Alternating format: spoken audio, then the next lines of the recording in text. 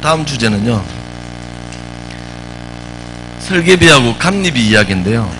요거는 제가 건축주분들이 질문을 잘 안 해서 제가 미리 오늘 지금은 이제 설계비 감리는 시공사 얘기는 아니니까 건축주를 대변해서 제가 건축가님들한테 질문을 하겠습니다. 지금 제일 안타까운 예들이 많은데요. 여기도 계신 분도 뭐 있으시지만 설계를 계약할 때 설계비를 어떻게 나눠주는 게 합당한지 이 얘기를 꺼낼 건데요. 보통은 이제 집짓기 바이블이라는 책을 하면서 그때는 건축가 3명한테는 이런 얘기를 하더라고요. 계약 시 30%, 허가가 나면 40%, 그 다음에 사용 승인이 끝나면 사용 승인을 넣으면 30%를 받는다 그러더라고요.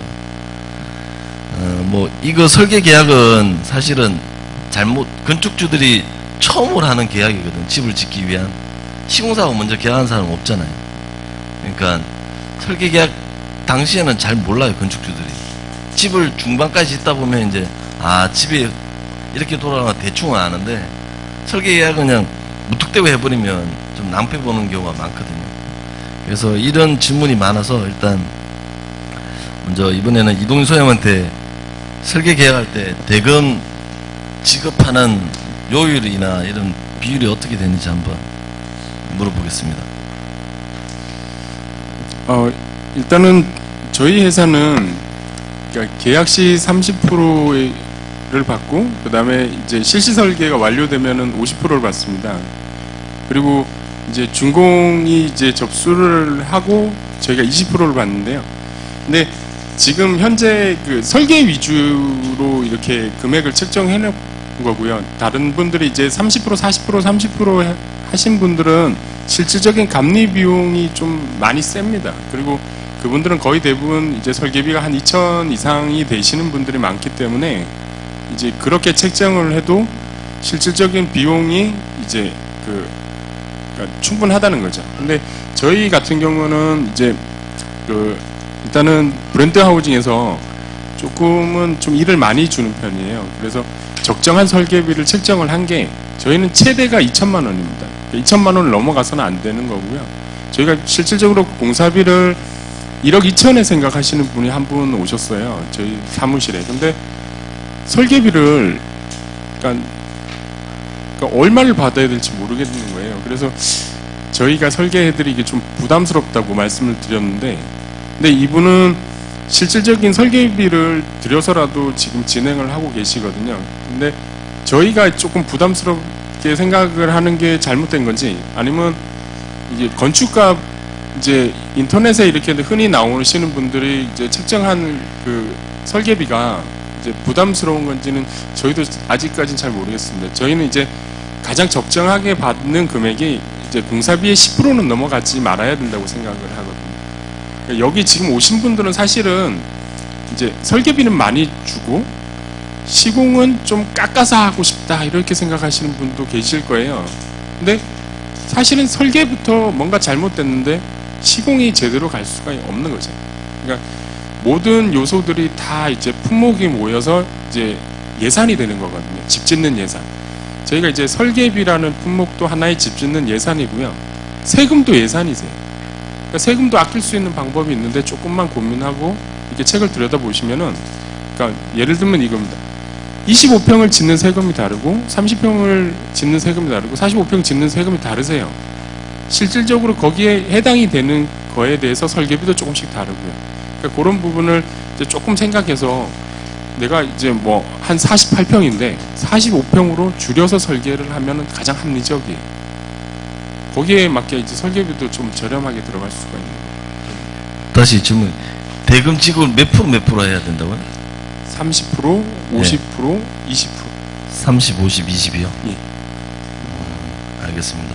지금 적정한 설계비는 그 다음 주제인데 끊어드렸습니다. 고맙습니다. 박 교수님은 설계 대금 지급을 어떻게 하는 게 합당하다고 생각하십니까? 비율은 저도 지금 이동지 소장님하고 똑같습니다. 제가 하는 것도. 취지도 같고요.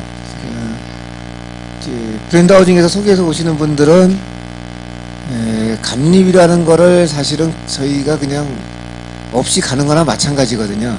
원칙적으로는 설계 계약, 감리 계약을 별도로 하게 돼 있습니다. 아시는지 모르겠는데. 교수님, 잠깐. 감리비리가 뭔지는 모르는 사람이 많을 텐데. 아, 알겠습니다. 별도로 하게 돼 있는데, 이제 저는 이제 편의상, 한 장에 그냥 감리비를 포함한다. 이렇게 해서 이제 같이 해드리거든요. 그러니까 감리비가 거의 없는 시점, 이제 되고요. 이 설계만 본다 그러면 설계는 허가가 나고 나면 설계자의 역할이 거의 없습니다. 그다음부터는 감리입니다. 그렇게 보면은 원래 취지는 설계비라는 대목은 허가가 나는 시점에 전부 지급이 돼야 되는 게 맞고 나머지는 감리비 이제 이런 개념이기 때문에 저도 비율은 똑같이 30, 50, 20으로 가고 있습니다. 50을 언제 저희니까 인허가 접수 때. 접수 때. 예. 계약 시, 인허가 접수 시, 사용검사 접수 시. 근데 이제 그거는 뭐 편의에 따라서 인허가 이후에 주셔도 되고 뭐 그렇긴 한데 일반적으로 대부분의 건축사 사무소에서 인허가 접수 시로 못을 박는 이유는 뭐 여기는 그런 분들이 한 분도 안 계신데 간혹가다 인허가가 나면 사라지시는 분들이 간혹 있으세요. 근데 그 다음 인허가가 나고 나면 설계자가 그 건축주한테 대금을 청구할 수 있는 방법이 상당히 힘들어요. 그럼 그걸로 소송을 하자니 소송 비용이나 뭐 받아야 되는 설계비나 마찬가지니까 포기하는 경우들도 간혹 생기거든요. 그래서 그냥 문구상으로는 인허가 접수 시 이렇게 표시를 해놓습니다.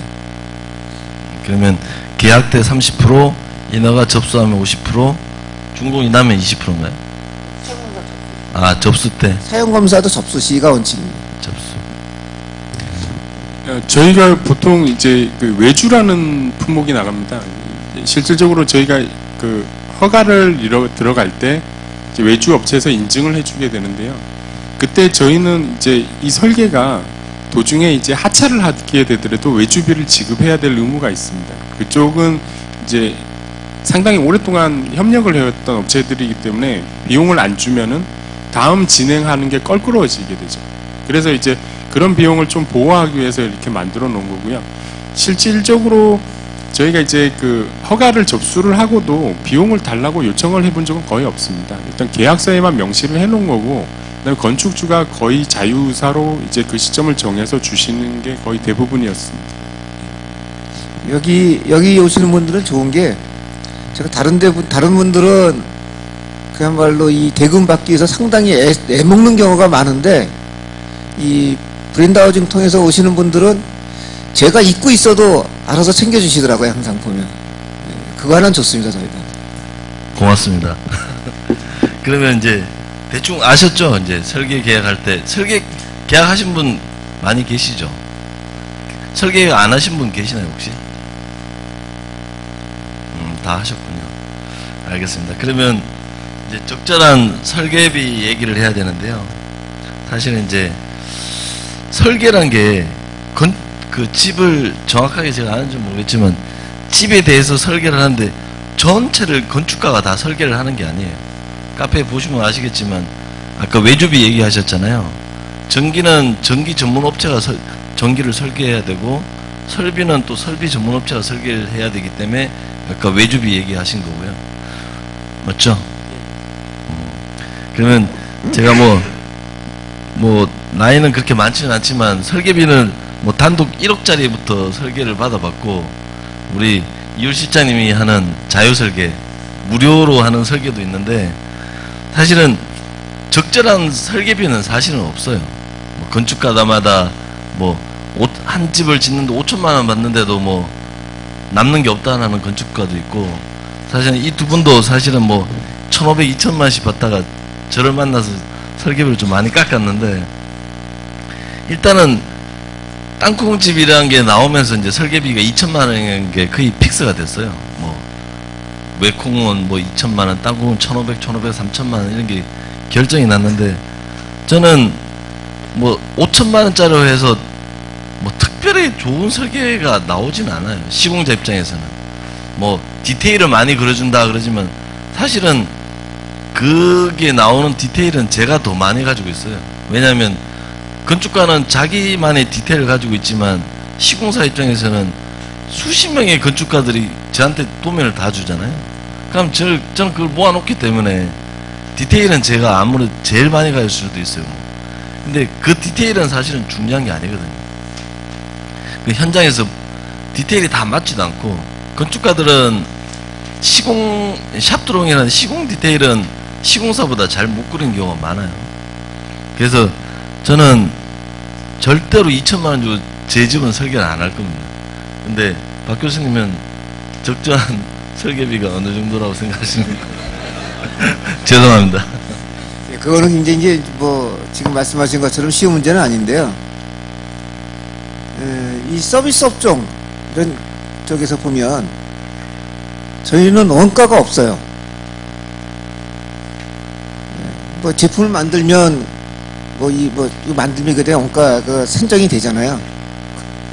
시공을 하는 것도 시공에 자재비 들어가고 인건비 들어가고 뭐 이게 어느 정도의 공정, 기간 이런 것들이 제한이 돼 있으니까 원가 산정이 되는데, 설계는 원가 산정을 할 수가 없습니다. 그러니까 쉬운 얘기로 30평짜리 집하고 60평짜리 집하고 어느 게 어려우냐, 인건비가 어느 게 더 많이 들어가냐, 이게 답이 없습니다. 제가 이제 제 사례를 예를 들어드리면 3번 뵙고 설계가 다 결정이 되신 분도 있고요. 30평짜리 집을 가지고 1년 넘게 설계하신 분이 있어요. 총 미팅 횟수로 세어보니까 33번 했더라고요.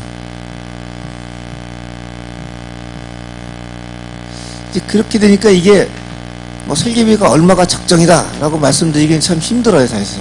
그러니까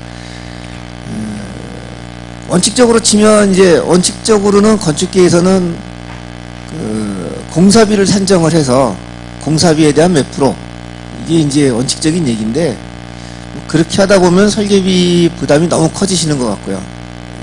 저 질문이 있는데요, 교수님. 보통 대형건축물 같은 경우는 설계비 산정 근거식을 제출을 하잖아요. 뭐 특급 인원, 고급 인원. 그런 식의 근거는 따지기 힘들까요? 거기에는 이제 건축사 보수요율표라는 게 있습니다. 그래서 이제 건축사 인건비가 얼마, 또 특급 기술자가 얼마, 뭐 이 기술자가 얼마, 이렇게 해서 이제 인건비가 정해져 있고, 이 프로젝트를 수행하는데 이제 며칠씩 작업을 한다, 이렇게 나와 있는데, 그것도 며칠씩 작업을 한다는 것 기준이 애매해요, 사실은. 원칙적으로는 공사비에 대한 몇 프로가 원칙입니다. 근데 이제 그렇게 하기는 힘든 거고요. 보수율표가 한 10여 년 전에 만들어졌는데, 건축사협회에서 만들어졌는데, 사실은 그냥 우야무야 그냥 무용지물이 되고 말았습니다. 건축사협회에서 내주는 표준 계약서 양식에 보면 그 뒤쪽에 그 보수율이 붙어 있습니다. 붙어 있는데 지금 뭐 쓰지는 않고 있고요. 이제 그거는 건축주분들이 생각하는데, 그건 있습니다. 뭐 제가 설계비를 많이 받기 위해서가 아니라, 설계비를 많이 받으시면서도, 솔직히 말씀드려서 많이 받으시면서도 그만큼의 품질을 못 해주시는 분들도 일부 있기는 하지만, 대부분의 건축가들은 설계비를 많이 받든 적게 받든 자기 생각에서 나오는 걸 만든다라는 생각에서 최선을 다해드립니다, 항상.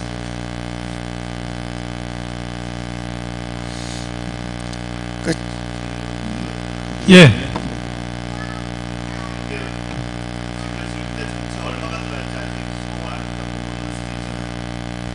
예.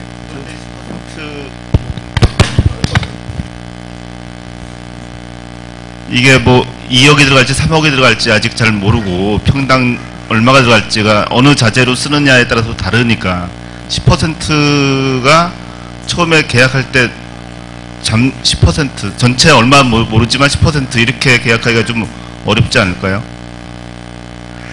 금액을, 공사비의 몇 %라는 그 개념으로 갈 때는 설계비 전체 금액을 처음에 정할 수가 없습니다.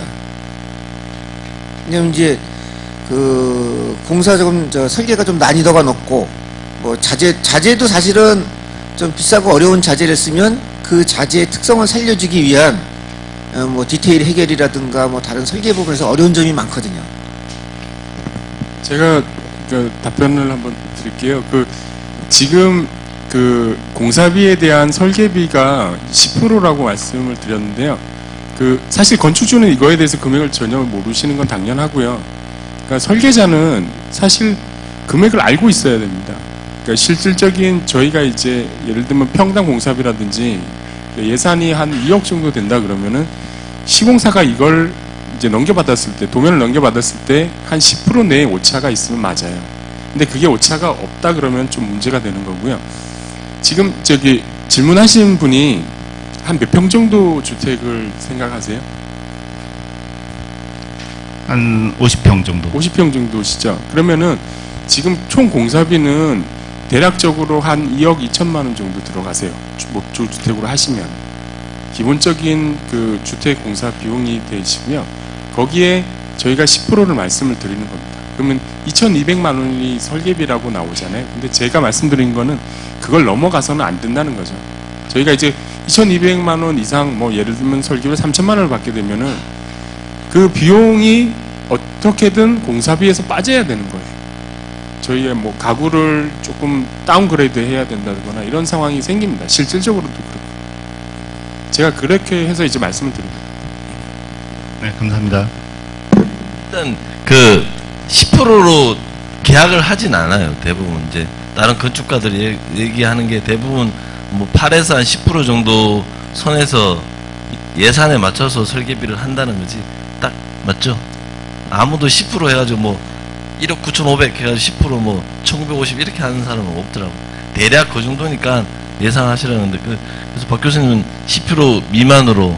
예, 그러니까 국내에서 이제 그렇게 해서 계약을 하시는 사례는 저는 한 건도 못 봤습니다. 그거는 공사비에 대한 퍼센트로 설계비 책정해서 하는 경우는 한 번도 못 봤고요. 원칙은 그런데 예, 지금 말씀하신 것처럼 이제 그 정도 범위 내에서 생각하시면 될 것 같습니다.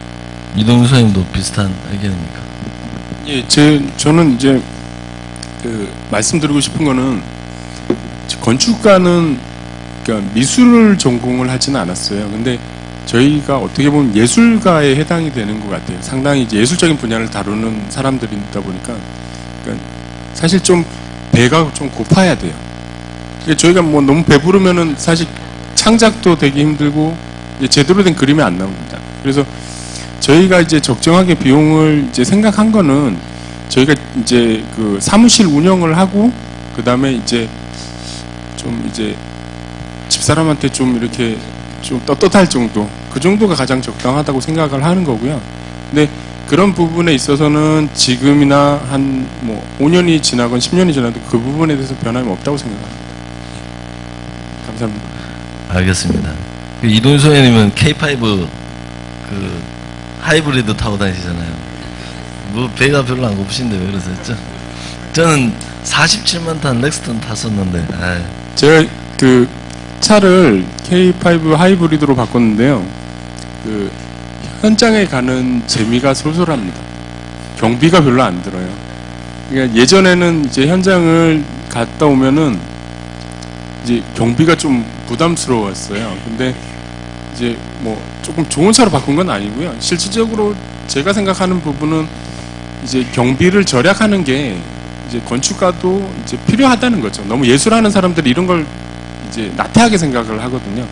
문을 많이 닫습니다. 건축가 분들이 실질적으로 사무실 운영을 나태하게 하시거든요. 근데 자기 이제 디자인 능력이나 실력만 믿고 이렇게 운영을 하시다 보니까 그런 분들이 좀 종종 있고요. 저희는 이제 그런 거를 조금 이제 좀 바꿔 쓰면 하는 좀 젊은 축에 좀 해당이 되는 것 같아요. 알겠습니다. 연비 좋은 쉐보레 스파크도 있는데. 그만. 알겠습니다.